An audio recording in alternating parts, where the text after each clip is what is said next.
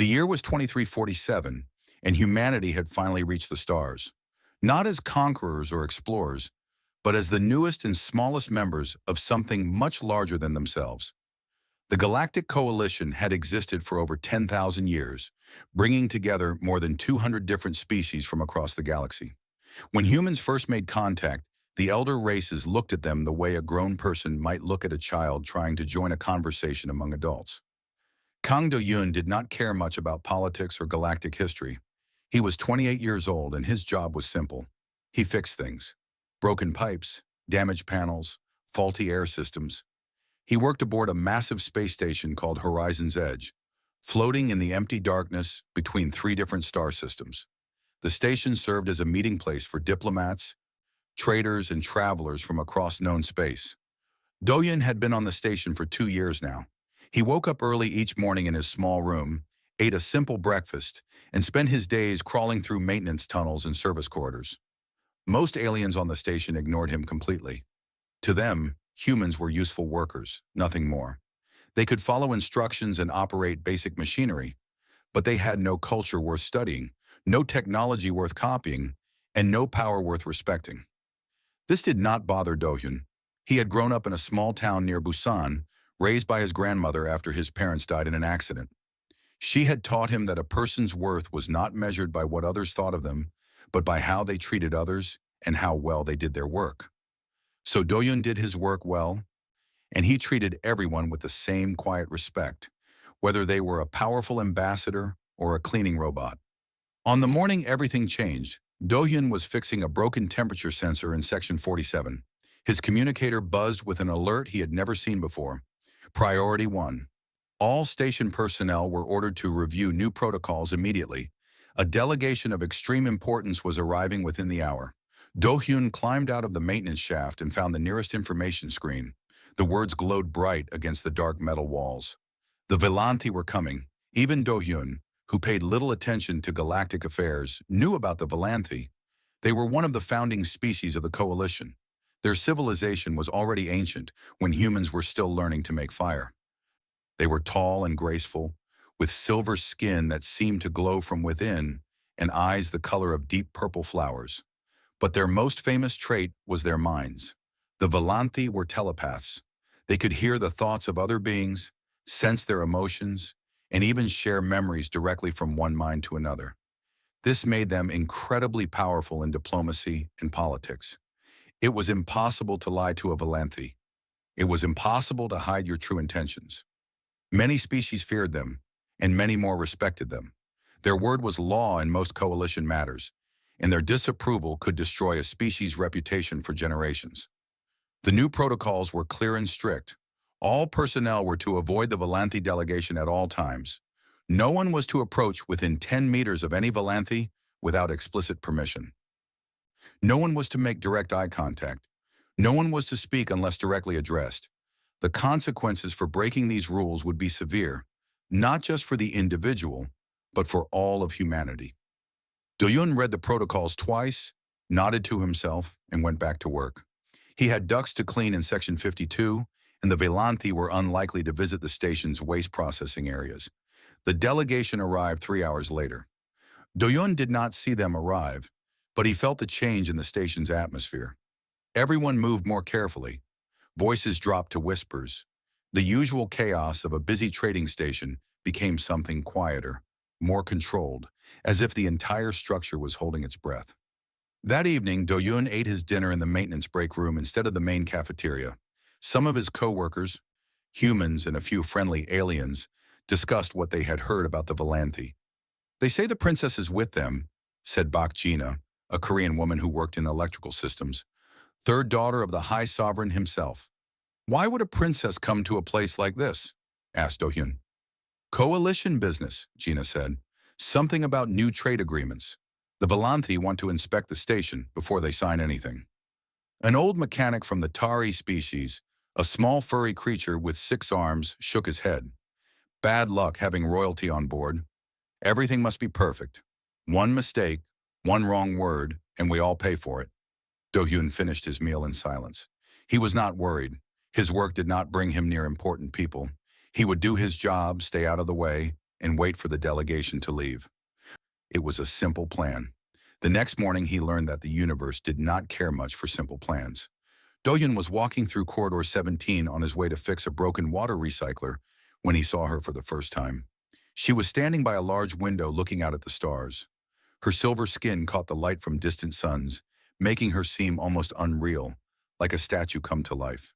Her long, dark hair fell past her shoulders, and her purple eyes reflected the infinite darkness of space. Two attendants stood behind her, their postures stiff and formal. Several coalition security officers watched from a distance, their hands near their weapons. Doyun stopped walking. He remembered the protocols. 10 meters, no eye contact, no speaking. He was about to turn around and find another route when the princess turned her head and looked directly at him. For a moment, neither of them moved. Doyun felt his heart beating faster. He knew he should look away, should bow, should do something. But her eyes held him in place, and he could not move. Then something strange happened. The princess smiled. It was a small smile, barely visible, but it was there. She looked at him the way someone might look at an interesting book they had just discovered in a library. One of her attendants noticed and quickly stepped forward, placing himself between the princess and Do-hyun. The moment broke. Do-hyun lowered his head, turned around, and walked away as fast as he could without running. His heart did not stop pounding until he reached the water recycler, and even then, he could not forget those purple eyes looking at him as if he was something worth seeing. He told himself it meant nothing. He was just a maintenance worker. She was a princess of one of the most powerful species in the galaxy. Their worlds could not be more different. But somewhere deep inside, a small voice wondered why she had smiled. 3 days passed after Do-hyun's brief encounter with the princess. He tried not to think about it. He woke up, went to work, fixed broken things, and returned to his small room. The station slowly returned to something like normal, though everyone still walked carefully whenever the Volanthi delegation was nearby. Do-hyun had almost convinced himself that the moment by the window had been nothing special. The princess probably looked at many people that way. He was reading too much into a simple glance. He was nobody, and she was royalty. End of story. On the 4th day, everything changed. It was lunchtime, and Do-hyun had made a mistake. The maintenance break room was closed for cleaning, which meant he had to eat in the main cafeteria. The large room was already crowded with beings from across the galaxy. Tall, insect-like creatures from the Vrix colonies ate beside short, stone-skinned traders from the Gaul system. Humans sat in small groups, keeping to themselves as usual. Do-hyun found an empty table in the far corner of the room. He preferred to eat alone. It was not that he disliked company, but meals were the one time during his day when he could simply think without interruption. He opened his container of kimbap, rice rolls filled with vegetables and egg that his grandmother used to make. He had learned to cook them himself aboard the station, though they never tasted quite like hers. He was halfway through his second piece when the noise in the cafeteria suddenly stopped. Do-hyun looked up. Every being in the room had frozen in place. They were all looking at the same thing. The Volanthi delegation had entered the cafeteria. There were 5 of them. 4 attendants in formal robes walked in a diamond formation, and in the center was the princess. She wore a simple white gown that seemed to flow around her like water. Her silver skin glowed softly under the artificial lights. Her purple eyes scanned the room slowly, as if she was looking for something. The cafeteria staff rushed to prepare a special section for them. Other diners quickly moved away, creating a wide, empty space around the Volanthi table. The protocols were clear. Distance must be maintained, respect must be shown. Do-hyun returned his attention to his kimbap. This had nothing to do with him. He was just a maintenance worker eating lunch in a corner. The princess would sit with her attendants, conduct whatever business she had, and leave. He would finish his meal and return to work. He was reaching for his 3rd piece of kimbap when a shadow fell over his table. Do-hyun looked up. The princess was standing right in front of him. She was even more beautiful up close. Her silver skin had patterns on it, subtle lines that seemed to shift and flow like living art. Her purple eyes were deep and ancient, holding wisdom from thousands of years of civilization. She smelled like flowers from a world he would never visit. "This seat," she said. Her voice was soft and musical, like bells ringing in a distant valley. "Is it occupied?" Do-hyun's brain stopped working. He looked at the empty chair across from him, then back at the princess, then at the empty chair again. His mouth opened, but no words came out. Behind the princess, her attendants stood frozen in shock. One of them looked like he might faint. Coalition security officers were speaking urgently into their communicators. The entire cafeteria was absolutely silent. Every single being in the room was staring at Do-hyun's small corner table. Do-hyun finally managed to say. No? The princess sat down. Somewhere across the room, someone dropped a glass. It shattered against the floor, but no one moved to clean it up. No one could look away from what was happening. Do-hyun had no idea what to do. Nothing in his life had prepared him for this moment. He had trained for years in the Korean Marine Corps. He had survived dangerous missions and difficult situations, but none of that had taught him how to have lunch with an alien princess. So he did the only thing he could think of. He picked up a piece of kimbap and held it toward her. "Would you like some?" he asked. The princess tilted her head slightly, studying the small roll of rice and vegetables. She reached out with delicate silver fingers and took it from him. She examined it for a moment, then placed it in her mouth. She chewed slowly, her expression unreadable. "It is good," she said finally. "What is it called?" "Kimbap," Do-hyun said. "It's Korean food. From Earth." "Earth," the princess repeated. "Your home world." "Yes." One of her attendants hurried over to the table. He was tall and thin, with silver skin several shades darker than hers. His face showed barely controlled panic. "Your Highness," he said, his voice tight, "please, we must return to the proper seating area. This is highly irregular. The protocols—" "I am aware of the protocols, Counselor," the princess said calmly. "I wrote many of them myself. I am choosing to sit here." "But Your Highness, he is human. They are a young species. They have not earned—" "He offered me food from his own meal," the princess interrupted. "In my culture, that is a sign of welcome. It would be rude to refuse such hospitality." The counselor opened his mouth, closed it, opened it again, and then simply bowed and retreated. The princess turned back to Do-hyun. There was a hint of amusement in her ancient eyes. "You are not afraid of me," she said. It was not a question. Do-hyun thought about it honestly. Should I be? Most beings are. I can hear their thoughts, their fears, their secrets. They find this disturbing. Can you hear my thoughts? The princess was quiet for a moment. Her eyes seemed to look through him, into him, searching for something. "No," she said finally. "That is what is interesting about you." She took another piece of kimbap from his container without asking. Do-hyun decided he did not mind. Around them, the cafeteria slowly began to return to life. Beings started eating again, though everyone kept glancing at the corner table. Security officers stood nearby, watching carefully but no longer reaching for their weapons. The attendants had gathered at a respectful distance, confusion and worry clear on their silver faces. Do-hyun did not understand what was happening or why. He did not know why a princess would choose to sit with someone like him, but his grandmother had taught him that when life gave you unexpected moments, you should not waste them by asking too many questions. So he shared his kimbap with a princess from the stars, and for a little while the vast differences between their worlds seemed to matter less than the simple act of eating together. When the meal was over, the princess stood and looked down at him. "Thank you for your hospitality," she said formally. "I hope we will meet again." Then she walked away, her attendants hurrying to follow, leaving Do-hyun alone at his corner table with an empty container and a million questions. He sat there for a long time, trying to understand what had just happened. He never did figure it out, but somehow he knew his life had just changed forever. After the incident in the cafeteria, Do-hyun expected trouble.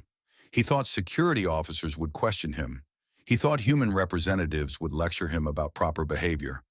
He thought his supervisor would reassign him to some distant part of the station where he could never accidentally encounter important visitors again. None of that happened. Instead, the princess kept finding him. The first time was 2 days after the cafeteria. Do-hyun was working in a maintenance tunnel on level 12, replacing old wiring that had started to corrode.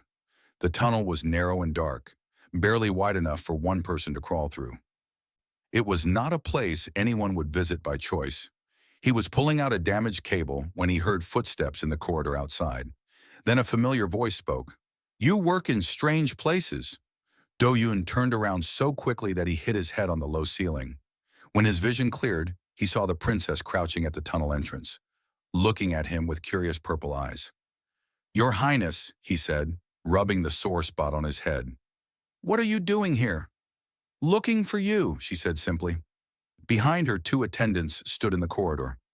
They looked deeply uncomfortable, as if standing near a maintenance tunnel might somehow damage their dignity. "Me?" Do-Hyun asked. "Why?" The princess did not answer immediately. She looked at him for a long moment, her head tilted slightly to one side. "Come out of there," she said. "I wish to talk with you." Do-Hyun crawled out of the tunnel and stood before her, very aware that he was covered in dust and grease, while she looked like something from a beautiful dream. He tried to brush off his uniform, but it did not help much. "Walk with me," the princess said. It was not a request. Do-Hyun followed her down the corridor, the attendants trailing behind at a respectful distance. "Do you know what it is like to hear thoughts?" the princess asked as they walked. "No," Do-Hyun said. "I cannot imagine it. It is difficult to explain to someone who has never experienced it. Imagine standing in a room full of people, and everyone is speaking at once. Not just speaking, but shouting their fears, their desires, their secrets, their lies. You cannot close your ears. You cannot make them stop. Every moment of every day you hear the truth of what everyone around you is thinking." Do-Hyun considered this. "That sounds exhausting." "It is," the princess said. "Most Valanthi learn to manage it. We build mental walls, we filter out the noise, but it is always there, underneath. It never truly stops." She paused by a large window overlooking the station's main docking bay. Ships from dozens of worlds came and went below them, tiny lights moving through the darkness. "Political gatherings are the worst," she continued. "Everyone smiles and speaks kind words, but underneath I hear their true thoughts. Greed, ambition, fear, hatred. Some think about how they can use my family for their own benefit. Others think about how much they despise us. A few think much darker things that I do not wish to describe." "I am sorry," Do-Hyun said. He did not know what else to say. The princess turned to look at him. "When I sit near you, I hear nothing." Do-Hyun blinked. "Nothing?" "Your species is strange," she said. "Human minds are difficult for us to read. Your thoughts are muffled, hidden beneath layers that we cannot easily penetrate. Some humans are clearer than others, but all of you are quieter than most species." She stepped closer to him. "But you are different even from other humans. When I reach for your mind, I find only silence. Deep, complete silence. Like standing alone in a vast empty space where no voice has ever spoken." "Is that bad?" Do-Hyun asked. "No," the princess said, and she smiled. It was a real smile, warm and genuine, and it transformed her face from something beautiful into something alive. "It is wonderful. Do you understand? For the first time in my life, when I am near you, I can rest. The noise stops. The endless voices fall silent. I can simply exist without hearing the weight of everyone's thoughts pressing against my mind." She reached out and touched his arm. Her fingers were cool and smooth, like polished metal. "You are restful," she said. "That is why I sought you out. That is why I sat at your table. In all my years, in all my travels across 1,000 worlds, I have never found anyone who gives me such peace." Do-Hyun did not know how to respond. He had never thought of himself as special in any way. He was just a maintenance worker with a quiet personality and simple tastes. The idea that his very presence could be a gift to someone had never occurred to him. "I am not sure if that is a compliment," he said finally. The princess laughed. It was a surprising sound, bright and genuine, so different from the formal dignity she usually showed. "It is the highest compliment I can give," she said. "Among my people, silence is sacred. We build temples of quiet where our elders go to find peace from the endless noise of minds. And yet none of those temples give me what I find simply by standing near you." She released his arm and stepped back. "I know this is strange for you," she said. "I know your people have rules about how to behave around mine. I know my attendants disapprove. But I find myself drawn to you, and I have learned to trust my instincts." "What do you want from me?" Do-Hyun asked. "Company," the princess said. "Just company. I do not want you to act differently or try to be something you are not. I simply want to spend time near someone who gives me peace. Is that something you can offer? Do-yun thought about it. He thought about the protocols, the warnings, the potential consequences. He thought about how strange this situation was, how impossible it seemed that someone like her would want anything from someone like him. Then he thought about what his grandmother would say if she could see him now. She would say that kindness costs nothing, and that lonely people deserve company regardless of how important they are. I usually eat lunch in the cafeteria at noon, Do-yun said. The corner table. If you want to join me, you are welcome. The princess smiled again. I would like that very much. She turned and walked away, her attendants hurrying to follow. Do-yun watched her go, still not quite believing what had just happened. Then he went back to his maintenance tunnel and finished replacing the damaged wiring. He had work to do, and not even a princess could change that. Word spread through the station like fire through dry grass. A human maintenance worker was spending time with Valanthe royalty. They ate lunch together every day. They walked through the observation decks in the evening. They talked for hours about nothing and everything. Some species found this amusing. The idea of a princess befriending a worker who cleaned air ducts seemed like a joke to them. They laughed about it in bars and trading halls, wondering what strange game the Valanthe were playing. Other species did not find it funny at all. The Mordeki were a warrior race from a harsh world in the outer systems. They were tall, heavily muscled, and covered in thick armored plates that served as natural protection. Their society valued strength above all else. The strong ruled. The weak served. That was their way. The Mordeki had been members of the coalition for centuries, but they had always looked down on younger species. To them, humanity's recent arrival was an insult. Humans were small, soft, and came from a world that the Mordeki considered easy and comfortable. The fact that humans were given the same rights as older, more powerful species made no sense to them. The friendship between the princess and the maintenance worker made things worse. It suggested that humans were somehow equal to the greatest species in the galaxy. It implied that a mere human could be worthy of royal attention. This could not be allowed. Do-yun was walking through a service corridor on level 8 when they found him. It was late evening, and this part of the station was usually empty. He was taking a shortcut back to his quarters after a long day of work. 3 Mordeki stepped out of the shadows ahead of him. They were huge, each one standing nearly 2 meters tall with shoulders as wide as doorways. Their gray armored skin reflected the dim corridor lights. Their eyes were small and dark, filled with cold anger. Do-yun stopped walking. He looked behind him and saw 2 more Mordeki blocking his retreat, 5 against 1. Human, the largest Mordeki said. His voice was deep and rough, like stones grinding together. You have forgotten your place. I do not want trouble, Do-yun said calmly. Too late for that. The Mordeki commander stepped closer. You have been seen with the Valanthe princess? You sit with her. You speak with her. You act as if you are her equal. She chose to sit with me, Do-yun said. I did not seek her out. It does not matter who chose what. What matters is that a primitive ape from a primitive world is embarrassing the elder races.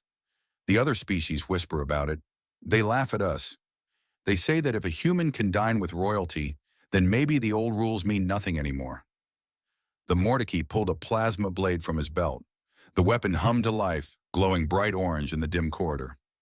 We are going to teach you a lesson, the commander said. We are going to teach all of humanity a lesson. When we are done with you, no human will ever dare to rise above their station again. The other Mordeki drew their weapons. 5 plasma blades filled the corridor with burning light. Do-yun looked at the weapons. He looked at the angry faces of the warriors surrounding him. He thought about the 6 years he had spent in the Korean Marine Corps before joining the Coalition Labor Program. He thought about the training, the discipline, the endless hours learning how to survive situations exactly like this one. He also thought about something the Mordeki did not know, something most aliens did not understand about humanity. Earth was a death world. The Mordeki came from a harsh planet, but their world was predictable. Their challenges were simple. On Earth, humans had evolved facing constant threats from every direction. Predators that could kill with a single bite. Weather that could change from calm to deadly in minutes. diseases that could destroy entire populations, other humans who competed for the same resources. For millions of years, humans had survived by being smarter, faster, and more adaptable than anything else on their planet.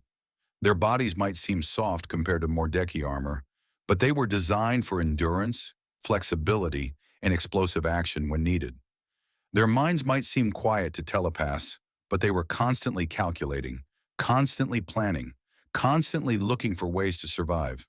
The Mordeki saw a small maintenance worker with no weapons and no armor. Doyun saw 5 overconfident warriors who had never fought a true predator in their lives. The commander swung his plasma blade. Do-hyun moved. He stepped inside the arc of the blade, too close for the weapon to be effective. His hand shot up and grabbed the commander's wrist. He twisted hard.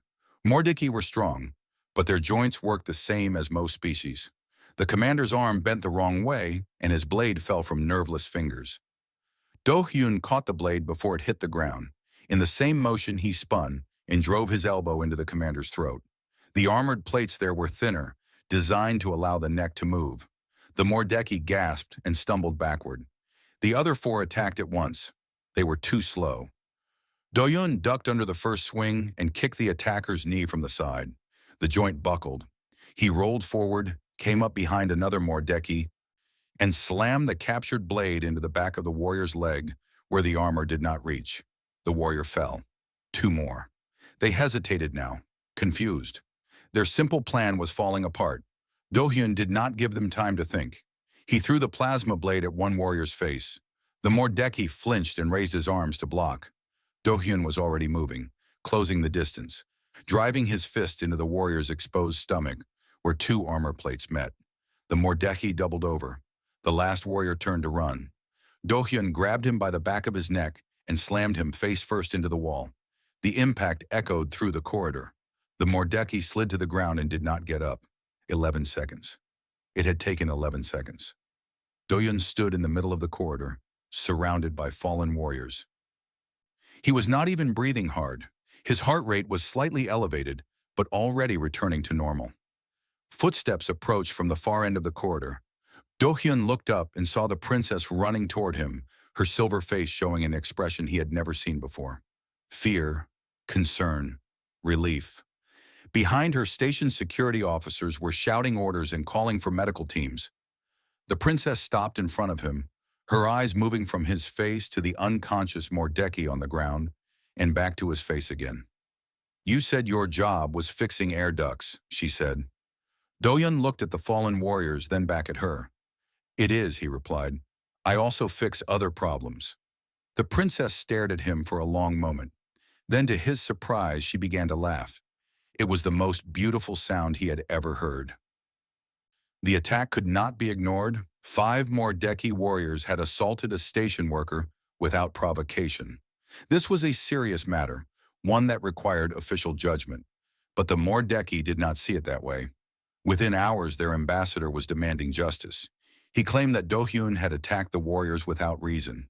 He said the human was dangerous and violent, exactly the kind of primitive savage that humanity's critics had always warned about. The security footage from the corridor had mysteriously stopped working just before the fight began. There was no proof of what had really happened. The human representatives were terrified. This was exactly the kind of incident they had spent years trying to avoid. If the coalition sided with the Mordeki, humanity's already fragile reputation would be destroyed. There would be new restrictions, new limitations, possibly even expulsion from the coalition entirely.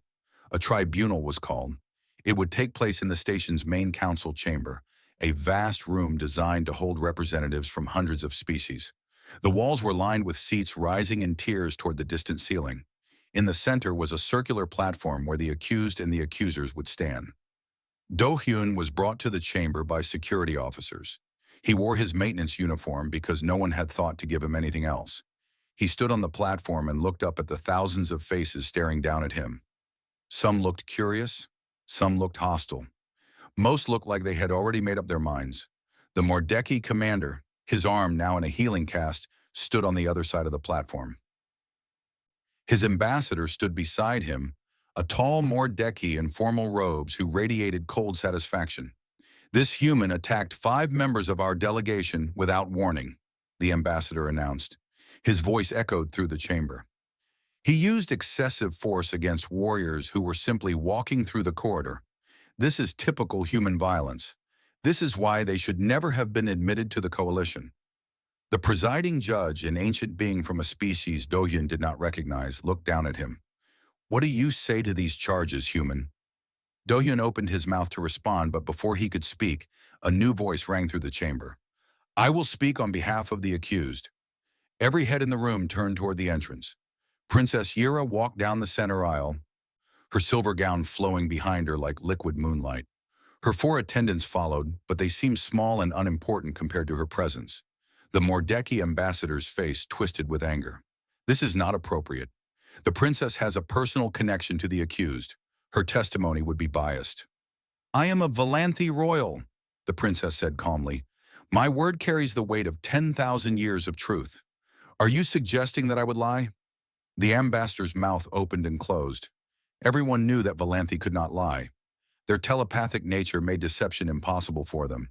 To suggest otherwise was a grave insult. I will allow the princess to speak, the judge said. Yira walked to the center of the platform and stood beside Do-hyun. She did not look at him. Her eyes were fixed on the thousands of faces watching from above. I was there, she said. Not at the beginning, but close enough to sense what happened. I felt the violence, the hatred, the intention to harm, and I can show you exactly what occurred. She raised her hands and the air itself seemed to change. The chamber fell completely silent. Yira was doing something that Valanthi rarely did in public. She was projecting her memories directly into the minds of everyone present. Do-hyun felt it like a wave washing over him. Suddenly, he was experiencing the fight from her perspective, seeing through her mind's eye.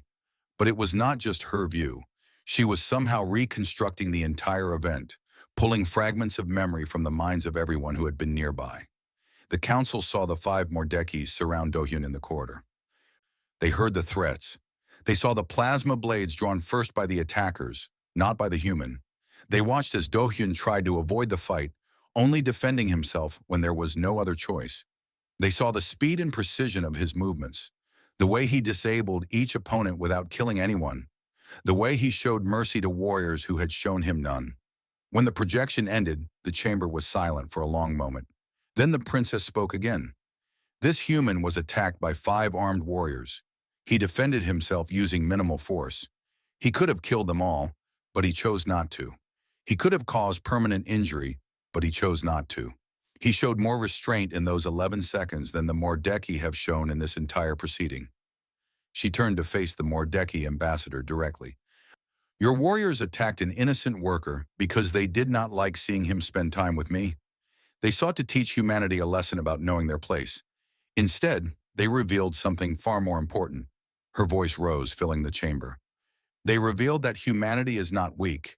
They revealed that the species you have dismissed as primitive and unworthy is capable of defeating your warriors in seconds. They revealed that your assumptions about humans are based on fear and ignorance, not truth. She turned back to the council. This human protected not only himself, but the honor of the coalition. He showed that justice and restraint matter more than size and strength. These are not the actions of a primitive species. These are the actions of a people who understand what true strength really means. The chamber erupted in whispered discussions. The judge called for order. When silence returned, the judge spoke. The evidence is clear. The Mordecai warriors initiated the conflict. The human defended himself lawfully. The charges are dismissed. The Mordecai ambassador began to protest, but the judge continued. Furthermore, the Mordecai delegation is formally censured for their actions. This attack was unprovoked and dishonorable. There will be consequences. Do-hyun felt the tension drain from his body. He had not realized how worried he had been until the worry was gone. The princess finally looked at him. There was something in her purple eyes that he could not quite identify. Pride, perhaps, or something deeper. Thank you, he said quietly. You saved yourself, she replied. I simply made sure everyone knew the truth. Around them, the council chamber was still buzzing with conversation. For the first time, the elder species were looking at humanity differently, not as children playing at the adults' table, but as something more, something worth respecting. Doyun did not know it yet, but this moment would change everything for his people, and it had started with a maintenance worker who knew how to fix problems. After the tribunal, things were different. The Mordeki kept their distance, their arrogance replaced by something that might have been fear. Other species that had once ignored humans now nodded respectfully when they passed in corridors. The story of the maintenance worker who defeated 5 armed warriors had spread across the station and beyond. But for Do Hyun, the most important change was simpler. He and Yira no longer had to hide their friendship. They still met for lunch every day at the corner table in the cafeteria. They still walked through the observation decks in the evening, watching ships come and go against the backdrop of endless stars.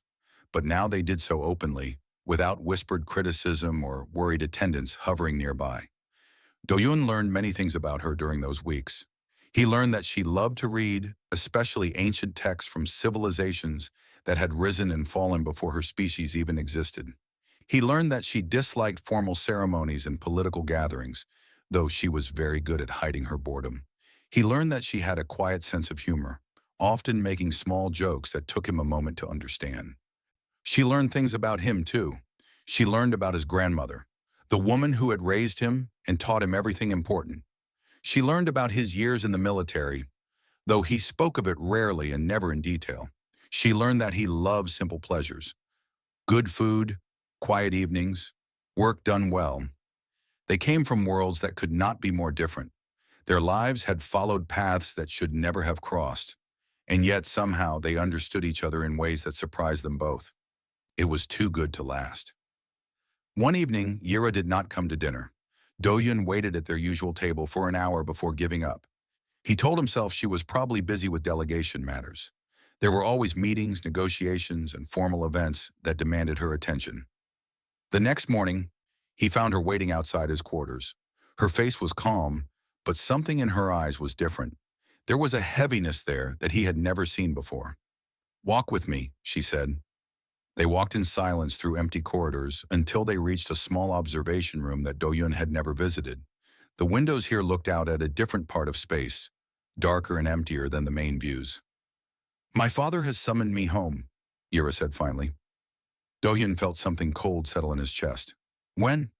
"Tomorrow." He was quiet for a long moment. He had known this day would come. She was a princess. She had duties, responsibilities, a life that existed far beyond this small station. Their time together had always been borrowed. "How long will you be gone?" he asked. Yira did not answer immediately. She stared out at the distant stars, her silver face reflected faintly in the window. "I do not know," she said. "There is talk of arranged marriages, alliances with other great houses. My father believes it is time for me to accept my responsibilities and stop playing." "Playing?" "That is what he calls it. My time here, my friendship with you. He thinks I am being childish, seeking distraction from my true duties." Her voice was bitter. "He cannot hear silence like I can. He does not understand what you give me." Doyun looked at her.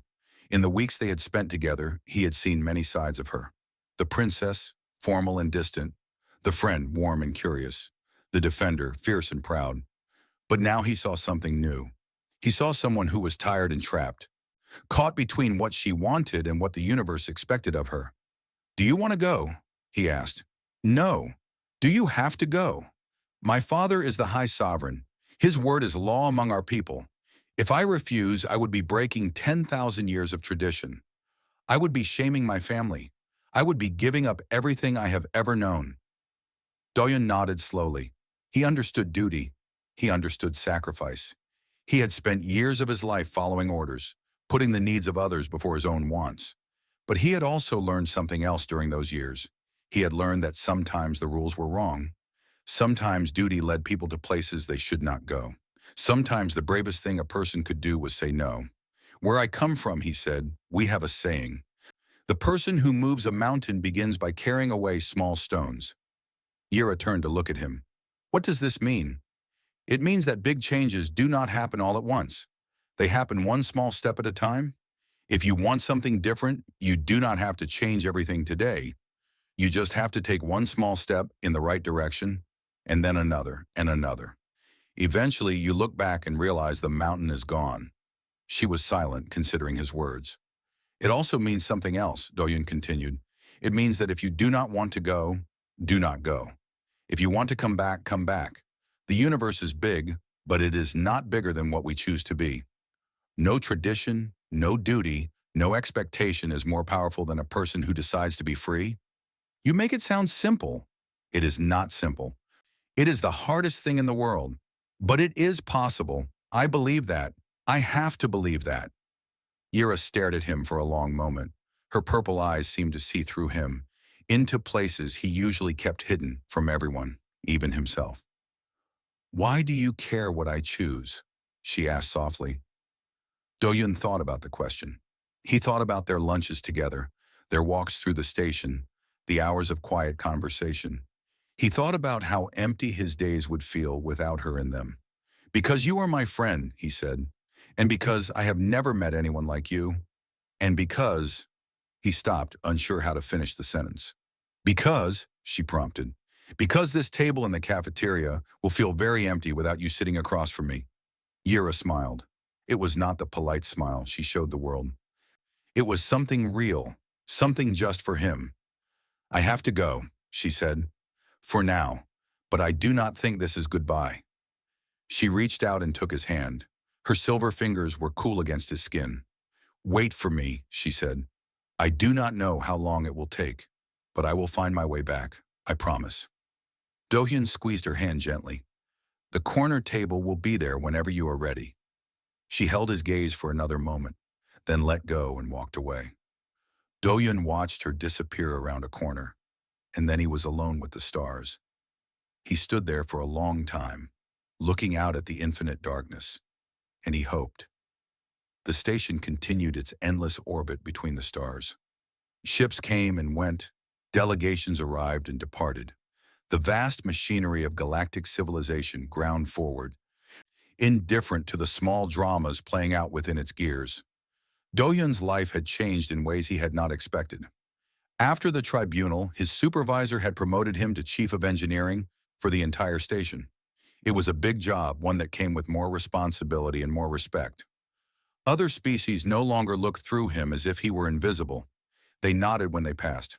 Some even stopped to ask his opinion on technical matters. Humanity's reputation had changed too. The story of the maintenance worker and the princess had spread far beyond the station. Other humans reported being treated differently, with less dismissal and more curiosity. The elder species had begun to wonder what else they might have missed about the young race from the small blue world. But Do-hyun noticed these changes only distantly. His mind was elsewhere. Every day he ate lunch at the corner table in the cafeteria. Every day the seat across from him remained empty. He heard no news from the Valanthi homeworld.